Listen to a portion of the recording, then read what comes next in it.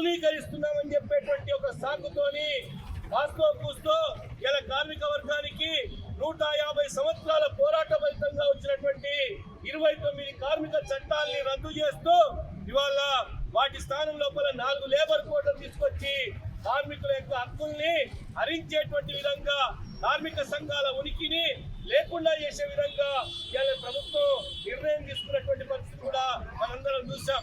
కేవలం కార్మికులే కాదు, ఇవాళ ఉత్పత్తిలో పాల్గొంటున్నటువంటి వ్యవసాయ కూలీలు, రైతులకు అనుకూలమైనటువంటి చట్టాలు కూడా మార్చేస్తా ఉన్నారు. ప్రజానీకం మీద భారాలేస్తా ఉన్నారు.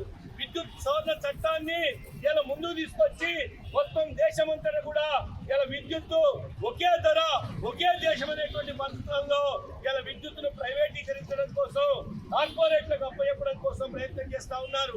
అంతేకాదు ఇలా కోట్ల మందికి ఉపాధి ఇస్తున్నటువంటి ఉపాధి హామీ చట్టాన్ని మార్చేసి వాటి స్థానం లోపల ఇలా విబి రామ్జీ చట్టాన్ని తీసుకొచ్చి ఇలా మొత్తం ఉపాధి హామీ పథకానికే చుట్టుకొచ్చేటువంటి కార్యక్రమం తీసుకొచ్చారు. విత్తన చట్టాన్ని, నూతన విత్తన చట్టాన్ని తీసుకొచ్చారు. ఈ రోజు ఇన్సూరెన్స్ రంగం లోపల 100% ఫారెన్ డైరెక్ట్ ఇన్వెస్ట్మెంట్ తీసుకొచ్చి ఈ రోజు భారతదేశంలో ప్రజానీకానికి అనుకూలంగా ఉన్నటువంటి ఇన్సూరెన్స్ రంగాన్ని నిర్వీర్యం చేసి అది కార్పొరేట్లకు అప్పచెప్పడం కోసం ప్రయత్నం చేస్తా ఉన్నారు. ఇలాంటి ప్రజా వ్యతిరేక విధానాలు ఇలాగే కొనసాగితే రాబోయే రోజులలో సామాన్య మధ్యతరగతి ప్రజానీకం ఇలా చాలా ఇబ్బందులు ఎదుర్కోవాల్సినటువంటి పరిస్థితి వస్తూ ఉంది. శ్రామికులు ముఖ్యంగా శ్రమ చేసి సంపదను సృష్టిస్తున్నటువంటి శ్రామికుల మీద కేంద్ర ప్రభుత్వము, ప్రధానమంత్రి నరేంద్ర మోడీ ఇవాళ కత్తిగట్టాడు.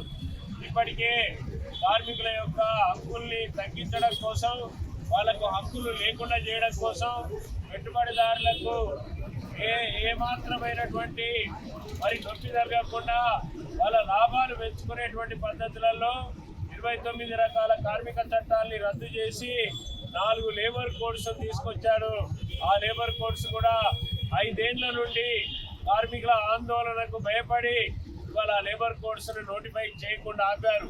మొన్న జరిగినటువంటి బీహార్ ఎన్నికల తర్వాత అక్కడ వచ్చిన ఫలితాలు చూసిన తర్వాత ఇక మాకు ఎదురు లేదు ఈ దేశంలో, ఇప్పుడప్పుడే ఎన్నికలు లేవనుకొని మళ్ళీ ఇలా మోడీ ప్రభుత్వము నవంబర్ 21వ తారీఖు నాడు ఈ లేబర్ కోడ్స్ను నోటిఫై చేశారు. అంటే లేబర్ కోడ్స్ అమల్లోకి వచ్చినాయి. లేబర్ కోడ్స్ అమల్లోకి రావడం అంటే ఇవాళ మన 8 గంటల పని ప్రశ్నార్థకం అవుతుంది. లేబర్ కోడ్స్ అమల్లోకి రావడం అంటే 300 కంటే తక్కువ మంది కార్మికులు పనిచేసేటువంటి కంపెనీలలో ఉద్యోగ భద్రత ఉండదు. ఆ కంపెనీలను ఎప్పుడైనా మూసేయచ్చు, ఆ కార్మికులను ఎప్పుడైనా తొలగించవచ్చు. ఇవాళ లేబర్ కోడ్స్ అమల్లోకి రావడం అంటే గతంలో లాగా ట్రేడ్ యూనియన్లు ఏర్పాటు చేసుకొని వాళ్ళ హక్కుల కోసం పోరాడే పరిస్థితి ఉండదు. ఇవాళ 51% ఎవరికైతే ఓట్లు వస్తాయో యూనియన్లలో వాళ్ళతోటి మాత్రమే మేనేజ్మెంట్ మాట్లాడే పరిస్థితి ఉంటుంది. అంటే సగం ఓట్లు వచ్చినా కూడా మాట్లాడదు.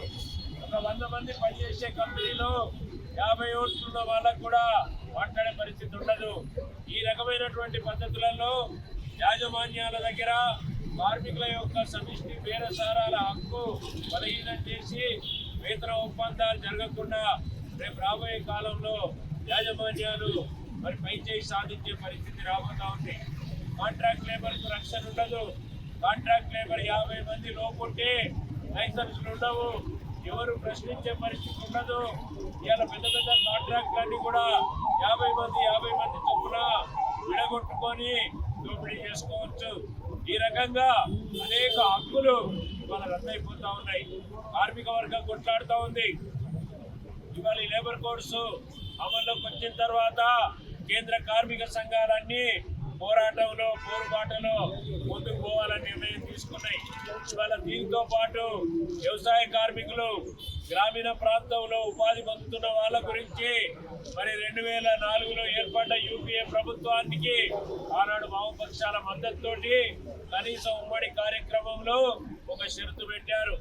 ఆనాడు వామపక్షాలు అడిగినాయి, మాకు మంత్రి పదవులు వద్దు, మాకు కావాల్సిందల్లా మా వర్గాలకు న్యాయం జరగాలి, అందుకని మీరు గ్రామీణ ప్రాంతంలో ఉండేటువంటి వ్యవసాయ కార్మికులకు ఇవాళ ఖచ్చితంగా 100 రోజులు పని కల్పించాలి. Local to global news at your fingertips. మీ చేతిలో ఒక ఆయుధం. Download Raw TV app. Media legend Ravi Prakash is back.